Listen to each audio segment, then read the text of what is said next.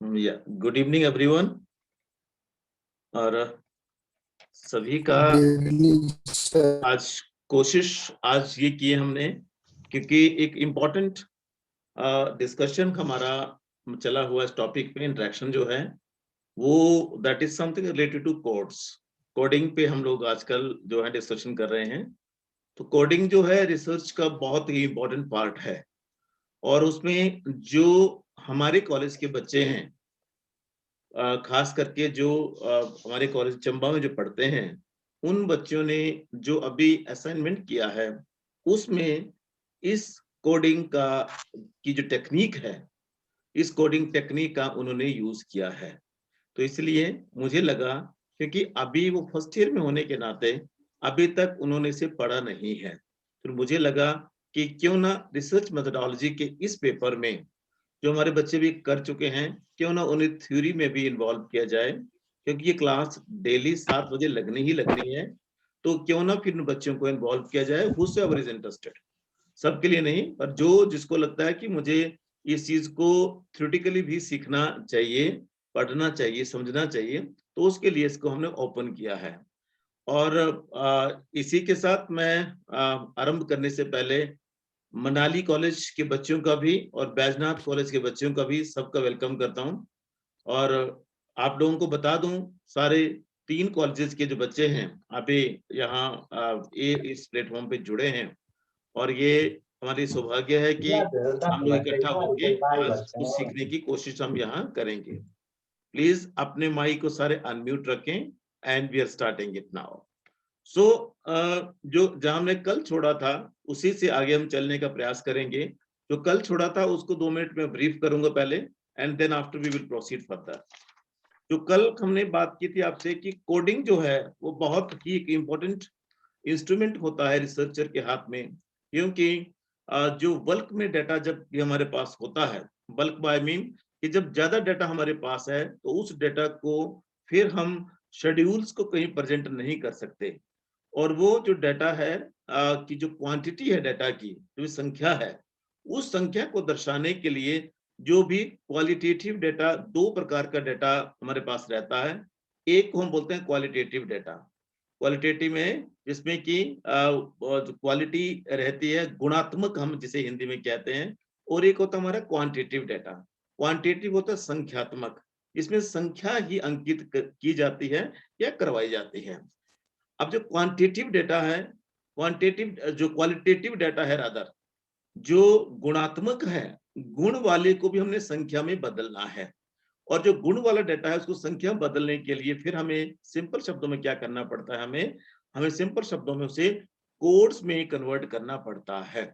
और जो हमारे बच्चे हैं उन्होंने कोड में कैसा कन्वर्ट होता है उसके लिए कोड बुक का निर्माण किया जाता है, परंतु कोड बुक तक पहुंचने से पहले हमें शेड्यूल तैयार करना होता है, और जिनको कि हमने कोड में कन्वर्ट करना है उसको हमें तैयार करना होता है। और उसको तैयार करने के लिए रिवर्स वाली प्रोसेस जो अभी तक जो हमने पढ़ा है, वो सारी की सारी प्रोसेस उसमें फॉलो करनी पड़ती है। क्योंकि साइंटिफिक मेथड में, जैसे मैंने पहले बात की थी, साइंटिफिक मेथड में कोई भी अगर प्रोसेस बीच में कहीं हॉल्ट होती है, रुकती है, ब्रेक होती है, तो इट मींस वो हम आगे उसको कैरी नहीं कर सकते। तो इसलिए जो साइंटिफिक मेथड को जब हम फॉलो करते हैं, तो उसमें जो स्टार्ट होता है वो just by posing a question on which one want to do any research और कंडक्ट एनी रिसर्च। पहले वो क्वेश्चन पॉज करते हैं, और उस क्वेश्चन से संबंधित जितना भी डेटा है, अवेलेबल डेटा जो भी है, ऑनलाइन ऑफलाइन बुक्स के रूप में, चाहे वो मैगजीन में कोई आर्टिकल छपा हो, चाहे वो न्यूज में हो, फिर discussion of your seniors, your teachers, anything, वो सारा का सारा हमारे लिए फ्रूटफुल बनता है वेरिएबल को आइडेंटिफाई करने में। वेरिएबल्स जिन्हें हम चर कहते हैं आप रिसर्च में, और उन वेरिएबल्स के आधार पर फिर रिसर्च क्वेश्चंस बनते हैं। रिसर्च क्वेश्चन जैसे बनेंगे, उन क्वेश्चंस को लेकर हम फिर अपना हाइपोथेसिस क्रिएट करते हैं। हाइपोथेसिस जरूरी नहीं है कि सारे रिसर्च में हाइपोथेसिस क्रिएट किया जाए।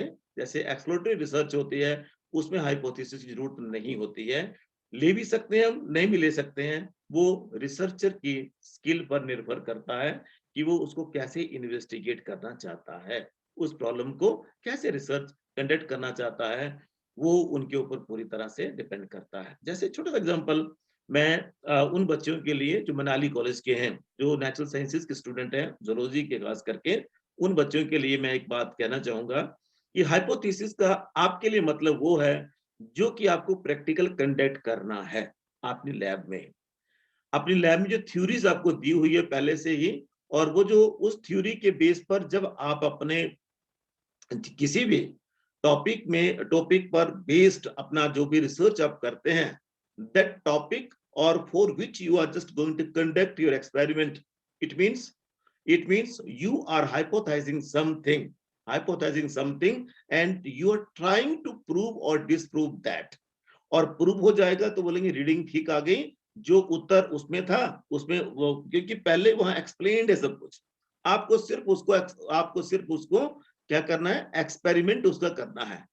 अगर एक्सप्लेन्ड है तो एक्सप्लेन में जो एक्सपेरिमेंट का उत्तर सही आ गया तो आप बोलेंगे कि हमारा एक्सपेरिमेंट जो कामयाब हुआ। And but this is not the case in social sciences research. वहां क्या है, वहां आपने जो भी हाइपोथेसिस लेना है, उस हाइपोथेसिस का जो रिजल्ट है वो हमारे एंड एंड ऑब्जेक्टिव के अकॉर्डिंगली होगा, और उसके लिए हमें शेड्यूल तैयार करना पड़ता है। शेड्यूल तैयार करने के बाद फिर हमें फील्ड में जाना होता है। फील्ड से जाकर जो डाटा कलेक्ट करके हम पहुंचते हैं, तो जो डाटा आएगा उस डाटा को अब हमने कोडिफाई करना होता है, तब ये हम यहाँ इस प्रोसेस तक पहुंचते हैं। और जो कोडिफिकेशन ऑफ डाटा होगी, that is very tickish type of exercise.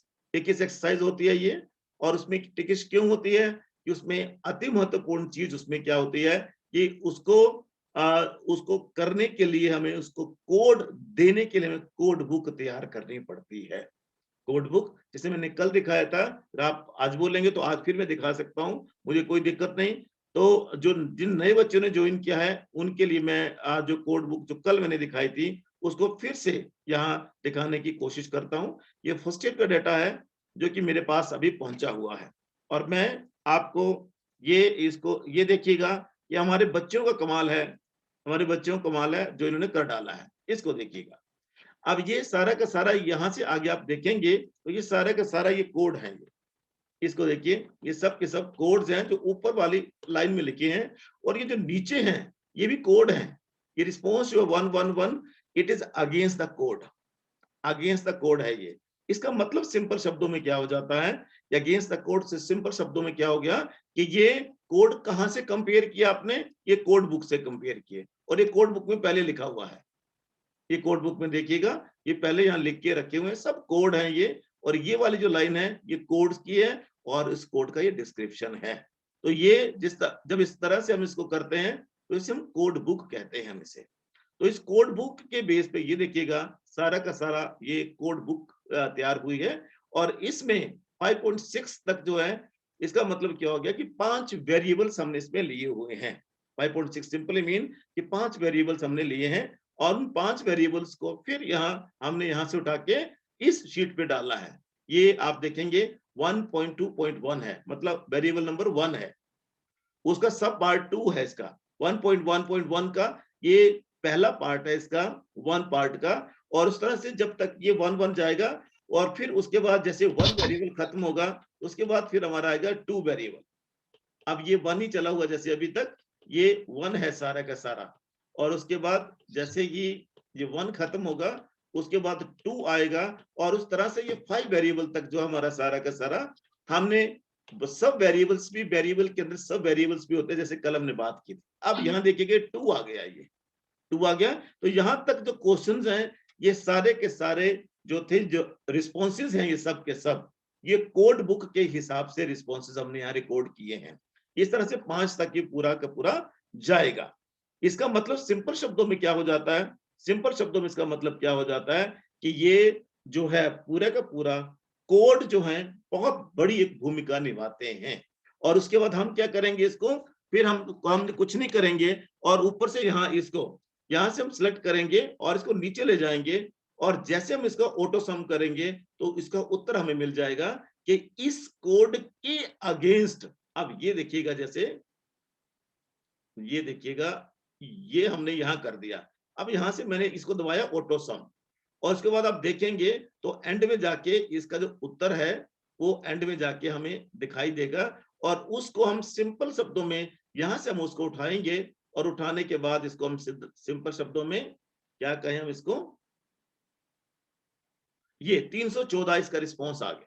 अब आप देख पा रहे हैं 314 इसका रिस्पॉन्स है, और किसका 2.2.1 का इसका रिस्पॉन्स। इस तरह से पूरे पूरे कोड जो होंगे, फिर ये ऊपर वाला सब हट जाएगा, और जो क्वालिटेटिव डाटा हमने लिया था वो क्वांटिटी में कन्वर्ट होगा, संख्या में कन्वर्ट हो जाएगा। इस तरह से सारे जितने भी कोड हमारे हैं, ये जो अलग अलग कलर के हैं, ये सब टेबल में कन्वर्ट होंगे। जो अगला स्टेप होता है, रादर वो अगला चैप्टर हमारा है कि टेबुलेशन कैसे होता है। तो इस तरह से 314 जो आया, इसका मतलब 2.2.1। अब इसको हम कोड बुक में देखेंगे 2.2.1 क्या है।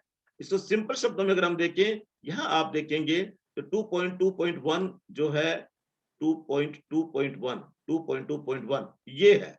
ये इसका जो है 2.1 का हु फेस्ड बिगेस्ट चैलेंज, और 2.1 है यू रिस्पोंडेंट। रिस्पोंडेंट में मतलब जितने भी फर्स्ट ईयर के बच्चों ने जो भी डाटा कलेक्ट किया है, ये फर्स्ट ईयर का डाटा है, ये फर्स्ट ईयर के बच्चों ने जिन्होंने भी डाटा कलेक्ट किया है, उसमें क्या हो गया कि ये वाला जो 314 रिस्पोंडेंट ने ट्रोमा कोविड की वजह से खुद फेस किया है, इसका उत्तर ये हुआ। तो हमने जो बात कही थी वो बात यहाँ के प्रासंगिक हो जाती है, और इसे पूरी तरह से हम इसको ये कह सकते हैं कि जो हम कह रहे थे वो पूरा का पूरा यहाँ के जस्टिफाई हो गया, कि हम जो कह रहे थे वो बात जो थी वो सही थी, एज पर जो हमारा वो था ये हाइपोथेसिस था, उसके मुताबिक ये सब के सब प्रूव हो गया या डिस्प्रूव हो गया। तो इस तरह से कोड का सहारा लेकर हम अब यहाँ जो, अगर आप इसको और थोड़ा सा देखने की कोशिश करें अगर, तो मैं संख्या ले लूं, यहाँ संख्या कितनी है इसकी, संख्या अगर हम लें तो यहाँ जो आपको 589 शेड्यूल का ये निचोड़ है, 589 रिस्पोंडेंट का ये निचोड़ है, कि इसमें से 314 बंदों ने बोला है कि भाई हमने खुद इस ट्रॉमा को फेस किया है। 589 फर्स्ट ईयर के बच्चों का रिस्पॉन्स है ये। तो इस कहने का अर्थ मेरा सिर्फ सिंपल शब्दों में ये है, कहने का अर्थ मेरा सिंपल शब्दों में ये है कि इस तरह से जो कोड हैं वो हमारे डेटा को रादर उसको विंग्स देते हैं, और साथ में उसमें जो हमने कहा है, रादर जो हमने कलेक्ट किया है फील्ड से, उसको वो साइंटिफिकली या स्टैटिस्टिकली हमारे सामने रखने का प्रयास करते हैं। तो यहाँ सब कुछ डिपेंड करेगा कि how we codify the things, how we codify the responses, वो बहुत बहुत बड़ा रोल जो है प्ले करता है। कल हमने यहाँ तक देखने की कोशिश की थी, और उसमें हमने ये कहा था आपको कि दो तरह के जो डेटाज हैं, क्वालिटेटिव और क्वांटिटेटिव, दोनों तरह के रिसर्चेस में जो डेटा है उसको इस तरह से हम कोड देते हैं, और फिर इसको हम एनालाइज करने के लिए प्री कोडिंग का जो प्रोसेस है उसको फॉलो करते हैं, जिसे हम कोड बुक कहते हैं, और उसको पूरा का पूरा टेस्ट करते हैं। फिर टेस्ट करने के बाद फिर जैसे ही उस पे शेड्यूल पे जो कोड्स हैं उनको हम ट्रांसफर कर देते हैं, और फिर वहां से जो उत्तर आएगा उसको सिर्फ वहां उसका कोड लिखा जाएगा, और कुछ नहीं उसका लिखा जाएगा, और कुछ नहीं लिखा जाएगा। इसको मैनुअली भी किया जा सकता है, मैनुअली भी किया जा सकता है, परंतु आज का जो टाइम है वो टाइम है आपका कंप्यूटर का टाइम। तो इसलिए छोटा सा एक हमने प्रयास किया आप लोगों के लिए कि एक्सेल पे, क्योंकि एसपीएसएस एक statistical package for social sciences है, वो एमए में जाके ही सिखाया जाए तो मुझे लगता है ज्यादा ठीक रहता है। बट फिर भी अगर कोई बच्चा सीखना चाहे तो we can also work on that also, हम उस पर भी काम कर सकते हैं, परंतु पहले हम एक्सेल के साथ एक्वेंटेड हो जाएं, क्योंकि वो एक्सेल की तरह ही लगभग है, उसमें एक्सेल की तरह लगभग होता है। तो statistical package for social sciences research करके है, और उसमें जो दूसरे हैं जो साइंसेज के स्टूडेंट हैं उनके लिए आर मेट लैब करके एक सॉफ्टवेयर है, और जो कि इसके लिए रिसर्च के लिए इसका प्रयोग किया जाता है। एसपीएसएस है, उसके बाद एक एसएएस करके है, एक डीएपी करके है, और इस तरह के कई सॉफ्टवेयर्स हैं आज के टाइम में जो कि फ्रीली अवेलेबल हैं, और जिनको की प्रयोग आराम से इस तरह की या किसी भी तरह की रिसर्च के लिए जो है उसको किया जा सकता है। वो हेल्प करता है वो रिसर्चर को, जो उसने सोचा है, जो उसने किया है, उसको साइंटिफिकली आगे लाने के लिए कोशिश करता है। एक एटलस टीआई है, एक क्यूडीआर है, मुनेर करके है, एक एनविवो करके है, और ये सब के सब जो हैं ये फिनोलॉजिकल और साइकोलॉजिकल टेस्टिंग में एथनोग्राफिक टेस्टिंग में इन सारे सॉफ्टवेयर का प्रयोग जो वो किया जाता है। तो यहां तक हमने कल देखने की कोशिश की थी। आज जो मैं देखने की आज हम कोशिश करेंगे, टाइप्स ऑफ कोडिंग की हम बात करेंगे। जब हम कोडिंग करते हैं तो ये कोडिंग कितने टाइप की होती है और उसकी वजह से भी टेबल कैसे क्रिएट होता है, वहां तक आज हम जाने का कोशिश करेंगे। 5 टाइप की कोडिंग रहती है। वो डेटा को जो कोड करते हैं हम, वो 5 प्रकार से किया जा सकता है और अंत में हम बात करेंगे कि उससे क्रिएशन ऑफ टेबल उससे कैसा होता है, उसे टेबल कैसे हम बनाते हैं उसकी बात करेंगे। और उसमें कोशिश करूंगा मैं आपको कि आज तो शायद नहीं कर पाऊंगा क्योंकि डेटा मेरे पास बहुत ही ज्यादा डेटा है और हमारे पास कम से कम 2-2,500 रिस्पोंडेंट का डेटा है। और भंवर शर्मा एक फर्स्ट ईयर का बच्चा है, वो इसको सारा का सारा इसको ध्यान रख रहा है इसका। और ये कल इसकी हेल्प से मुझे लगता है कि हम इस पोजीशन में होंगे कि हम कुछ अच्छा सा आपको टेबल भी आपको दिखा पाएंगे। कल हम इस पोजीशन में होंगे, कल इनको मैं सिखा दूंगा तो ये हम सीख लेंगे। हालांकि इनको बहुत कुछ आता है। तो ये कोडिंग जो है वो सबसे पहला ओपन कोडिंग नंबर 1 जो है इसका ओपन कोडिंग है। ओपन कोडिंग का मतलब इसका सिंपल शब्दों में इसका अर्थ क्या होता है कि इसमें लार्जली कॉन्सेंट्रेशन जो होता है वो डिस्टिंक्ट अलग अलग तरह की कैटेगरीज, अलग अलग तरह के कॉन्सेप्ट पर रहता है। और उसमें क्या होगा कि इसमें one of the basic unit of analysis के लिए इसका प्रयोग किया जाता है। उसमें break down the data in first level concept, और डेटा को हम फर्स्ट लेवल कंसेप्ट में और उसके बाद फिर मास्टर हेडिंग में और उसके बाद सेकंड लेवल कैटेगरी में और सब कैटेगरीज में उसको उसको बांट देते हैं। और बांटने के बाद जो है उसमें अलग अलग तरह के कोड करते हैं। जैसे छोटा सा एग्जांपल आपको देता हूं, जैसे मैंने अभी आपको दिखाया था, इसको ये देखिएगा आप, इसको अगर आप देखें तो इसमें ये जो है, ये जो पहले वाला है, ये जैसे इसको मान लीजिए 1.2 जो है ये मास्टर कोड है। रादर मास्टर कोड क्या है, इसमें 1 है। उसके बाद सब कोड है 1.2। उसके बाद उसका सब कोड है जो कि हम अभी बात कर रहे हैं, ओपन कोडिंग हम इसको कहते हैं। इसमें क्या हो जाएगा 1.2.1 से लेकर 1.2 जहां तक रहेगा 8 तक है। इसका मतलब सिंपल शब्दों में क्या होता है बेटा जी, सभी ध्यान से इसको समझे। इसका मतलब क्या हो गया, इसमें एक मास्टर कोड है और 2 जो है इसका सब कोड है और 3 जो है इसका जो आगे रिसर्च का क्वेश्चन है। और इस तरह से 8 तक गए हैं तो मतलब इसका क्या हो गया, इस क्वेश्चन के 8 पार्ट हैं। इस क्वेश्चन का जो उत्तर है वो हमें 8 पार्ट में मिला हुआ है। जब इसको देखिएगा 1.1.1, इसका मतलब क्या हो गया, 1 जो है वो वही कोड है जो पीछे हमने चलाया हुआ है और 1 क्या है वो अलग हो गया, यहाँ अलग हो गया और यहाँ फिर 1 हो गया। तो मतलब इसका क्या हो गया, इसके और इसका 1.2 है, इसका मतलब इसके 2 ही पार्ट हैं इस क्वेश्चन के। ये क्या है, ये मेल है, ये फीमेल है, ये इसका वो है, मतलब सेक्स के बेस पे इसका जो एनालिसिस डिस्क्रिप्शन है। तो इस तरह से ये इसको हम क्या बोलते हैं, इसको ओपन कोडिंग हम इसको कहते हैं। और उस तरह से कैटेगराइज दूसरा जो है that is categorised coding, categorise coding. और कैटेगराइजिंग कोडिंग का मतलब सिंपल शब्दों में क्या होता है, इसमें जो होता है वो open coding to highlight, researcher इसमें ओपन कोडिंग टू हाईलाइट करने की कोशिश करता है। जैसे हमने यहाँ हाईलाइट कैसे किया है, हमने ये डिफरेंट कलर से हमने हाईलाइट किया हुआ है। इसको हम क्या बोलेंगे, इसका क्या कैटेगराइज्ड, इसको पहले कैटेगरी हमने बना दी और पूरे के पूरे इस शेड्यूल को हमने 5 भागों में बांट दिया हुआ है। तो आप देखेंगे कि जो पार्ट आएगा, जैसे 1 आया, फिर 2 आएगा, 3 आया, फिर 4 आया, फिर 5 आया। तो ये कैटेगरी है ये पूरी। 1 कैटेगरी में क्या क्या हमने लिया है आपको याद होगा, तो 1 कैटेगरी हमारा सिर्फ फैक्चुअल इंफॉर्मेशन थी। सेकंड कैटेगरी में हमारा सोशल इंपैक्ट ऑफ कोविड-19 था और थर्ड में इकोनॉमिक था, फोर्थ में साइकोलॉजिकल था और 5 में फिर एक और हमने लिया हुआ है। तो इस तरह से ब्रॉडर कैटेगरीज में हम इसको डिवाइड करते हैं और डिवाइड करने के बाद सेम कलर के साथ या डिफरेंट डिफरेंट कलर के साथ उसको हम हाईलाइट करते हैं। जैसा ये हमने हाईलाइट करके रखा हुआ है, 1.2 अलग गया, अब 1.3.1 आया, ये अलग हो गया, इसके उत्तर 4 हैं सिर्फ, ये अलग हो गया। अगला इसका अलग हो गया, तो इसको हम क्या बोलते हैं, कैटेगराइज कोडिंग बोलते हैं।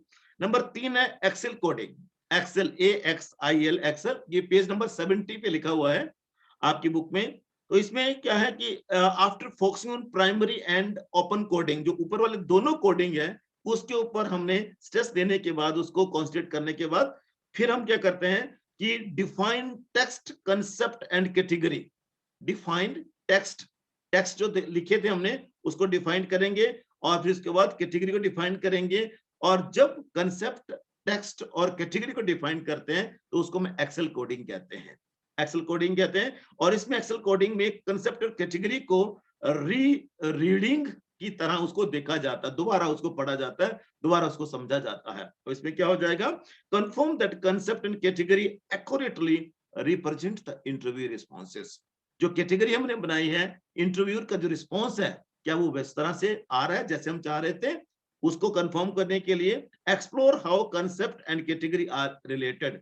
पॉजिटिव रिलेशन यहाँ बहुत बहुत मैटर करेगा कि जो कंसेप्ट और जो भी कैटेगरी जो बन रही है या रादर हमने बनाई है, उसके साथ जो फैक्ट हैं क्या वो रिलेट हो रहे हैं, जो ऐसा हम चाह रहे थे, कैसे वो उसका उत्तर आ रहा है या नहीं आ रहा है, उसको देखने के लिए हम सारी की सारी चीजों को इसमें देखते हैं। इसमें व्हाट कंडीशंस, कौन सी कंडीशन है जो इसके पॉजिटिव रिलेशन को इफेक्ट करती हैं। उसके बाद जो सोशल और पॉलिटिकल कंटेक्स्ट क्या है उसको देखने की कोशिश की जाती है।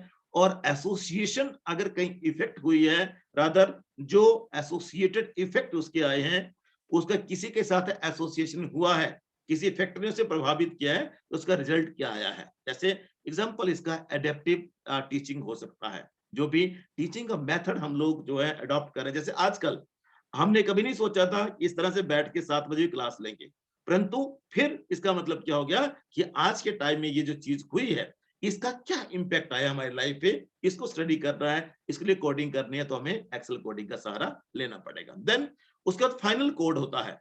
फाइनल कोडिंग में इसका सिंपल शब्दों में क्या है, final code will be help to serve observe the better pattern in data. Better pattern क्या रहेगा हमारा डेटा का, फाइनली उसको देखने के लिए final evaluation and analysis stage of data में हम लोग जब जाते हैं तो उसको हम देखते हैं कि जो फाइनल कोड जो हमने दिए थे, क्या वो कोड जो है कोई मीनिंगफुल वर्ड्स दे रहे हैं हमें, कोई अच्छे अर्थों में कुछ निकल रहा है, उसको देखने की इसमें कोशिश की जाती है। और जो फाइनल कोड होते हैं उसमें सिंपल शब्दों में देखने की कोशिश की जाती है कि जो हमने रिस्पॉन्सेस लिए हैं रिस्पोंडेंट से, क्या वो प्रॉपर्ली चूजन है, प्रॉपर्ली चूजन बाय अस और नॉट, उसको देखा जाता है। और इस तरह से जो कोड हैं क्या वो सच में काम कर रहे हैं या कोई हम अनफर्टाइल सी एक्सरसाइज कर रहे हैं, एक ऐसी एक्सरसाइज कर रहे हैं जिसका कोई मतलब नहीं है। तो इसलिए इसको चेक किया जाता है। और उसके बाद फिर कैटेगरीज ऑफ कोडेड डाटा। अब कोडेड डाटा, जो भी हमने डाटा वहां कोड कर लिया, उसकी कैटेगरीज क्या रहेंगी, वो भी यहाँ बहुत ज्यादा मैटर करता है। और इसमें क्या होता है कि उसकी वजह से फिर हम क्या करते हैं, उसको डिफाइंड, रीडिफाइंड, रिफाइन और रिफाइन, दोबारा दोबारा से उसको और रिफाइन करने की कोशिश की जाती है। और अंत में जैसे as per the code book, और कोड बुक में जो भी हमने कोड लिखे हैं, जो इस प्रोसेस में लगे हुए बच्चे थे, 10-12 बच्चों की जो टीम थी, वो बच्चों को पता है कि हमने कोड कितनी बार बदले हैं, हमने कितनी बार कोड बदले हैं।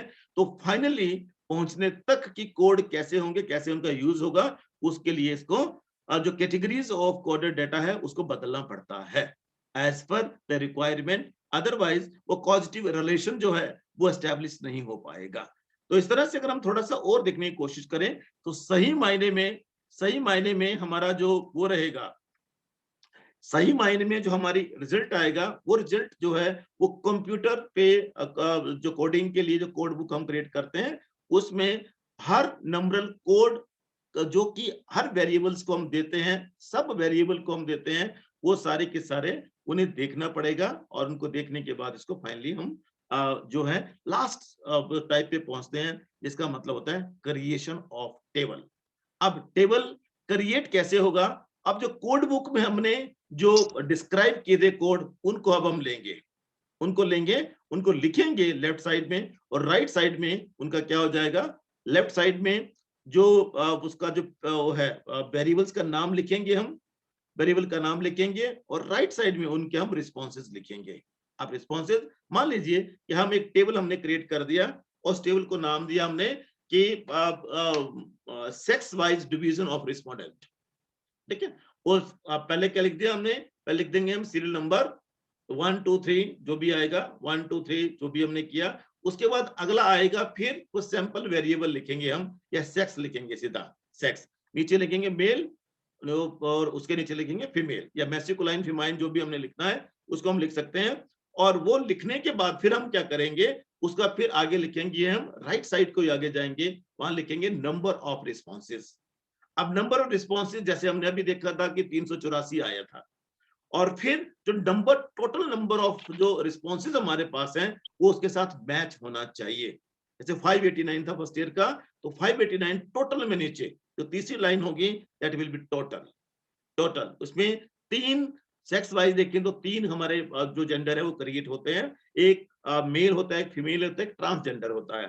पर ट्रांसजेंडर हमने यहाँ कंसीडर नहीं किया है, परंतु हमने मेल फीमेल 2 जो लिए हैं। इसी तरह से और कोई वेरिएबल हमने लिया, उसकी वजह से हम फिर उसको जो है टेबुलेशन की जो प्रक्रिया है उसको हम करते हैं। और ये सबसे कठिन काम होता है ये, और सबसे कठिन इन द सेंस कि अगर यहाँ कोई गलती होगी, यहाँ पेशेंस की जरूरत होती है बहुत ज्यादा, बार बार चीजों को देखने की जरूरत होती है बहुत ज्यादा। यहाँ कोई गलती हुई तो इंटरप्रिटेशन जो हमारा वो खराब हो जाएगा, और जो रिजल्ट अभी यहाँ तक जो हम पहुंचे हैं वो सब का सब खराब हो जाएगा। और उसका फिर जो भी साइंटिफिक इन्फ्लुएंसेस जो हम ड्रॉ करना चाहते हैं उस रिसर्च के द्वारा वो हम नहीं कर पाएंगे, इसलिए ये बहुत बहुत इंपॉर्टेंट रहता है। इसलिए बहुत बहुत इंपॉर्टेंट रहता है कि हम इसको इस तरह से देखें और इस तरह से हम इसको रेगुलेट करें, और इस तरह से बहुत ही कम शब्दों में हम कह सकते हैं। और उसके बाद जैसे टेबल हमारे पास आएंगे उन टेबल का इंटरप्रिटेशन होगा, और उस टेबल के इंटरप्रिटेशन के बाद फिर हम क्या करेंगे, उन्हें जो है उसमें उसको जो भी जहां भी सबमिट करना है, रिसर्च रिपोर्ट लिखी जाएगी, इसके बाद जहां भी सबमिट करना है उसके हिसाब से उस रिपोर्ट को तैयार करेंगे, और उसको रिपोर्ट को तैयार करने के बाद जिस पर्पस के लिए वो रिपोर्ट बनी है उस पर्पस के लिए उसको हम सबमिट कर देंगे। इस तरह से आज का जो ये हमारा था, यही हम उसके खत्म करना पड़ेगा। कल अगले उसके साथ मिलते हैं।